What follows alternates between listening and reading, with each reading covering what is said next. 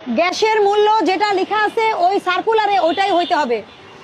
প্রতি মাসেই কিন্তু এই মূল্যটা রিভাইজ হয়, প্রতি মাসে রিভাইজ হয়। কোনো কোনো মাসে একটু কমে, কোনো কোনো মাসে একটু বাড়ে। আপনারা সচেতন ভোক্তাই কিন্তু সুরক্ষিত ভোক্তা। সচেতন হলে আপনি এই যে এটা দেখে নেবেন, ডেটটা এটা ওজন করে নেবেন। আপনি যদি সচেতন হন, সবসময় তো আমরা সব জায়গায় থাকতে পারবো না। আপনারা যদি এই জবাবদিহিতাগুলো চান তাহলে কিন্তু অনেক কমে যাবে, ফ্রডুলেন্স অনেক কমে যাবে। হোম ডেলিভারি দেই, ওটা হোম ডেলিভারিটা আপনি আলাদা চার্জ। ওটা আপনি যদি খুশি হয়ে কাউকে ফ্রি ডেলিভারি দেন, এটা আপনার ইচ্ছা। কোনো ভোক্তা যদি খুশি হয়ে আপনাকে 20 টাকা হোম ডেলিভারি চার্জ দেয়, সেটা তার ইচ্ছা। আমরা আপনাকে কি বলছি, এনার্জি রেগুলেটরি কমিশনের যে রেট, এটাই বাস্তবায়ন হতে হবে মার্কেটে। আপনি এটা ভালো করেন কিনা আমরা জানতে চাই। আপনি এটা কি মেনে চলেন? জি জি জি, এটা তো ভঙ্গ করেন না। এখানে লেখা আছে যে খুচরা পর্যায়ে মূল্য কত হবে, এখানে লেখা আছে ভোক্তা পর্যায়ে স্থান পাত্র ভেদে ভাড়া সার্ভিস চার্জ পর্যন্ত।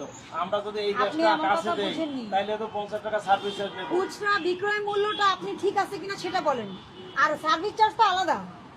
এই যে আপনি যেগুলো করছেন, সরকার কর্তৃক নির্ধারিত মূল্যের চাইতে আপনি যদি কোনো কিছুর মূল্য বেশি নেন, এখানে একটু স্পষ্ট দেখেন লেখা আছে ভাড়া প্লাস সার্ভিস চার্জ প্রযোজ্য। অবশ্যই প্রযোজ্য, আমরাও অস্বীকার করছি না। আপনি 5330 টাকাটা 5700 টাকাও বেচছেন মগবাজার, 5600 টাকাও বেচছেন মগবাজার। সব কি লিখছেন আপনি? দর।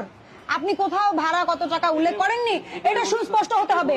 রাস্তার ভাড়া সুস্পষ্ট, রাস্তার ভাড়া সুস্পষ্ট।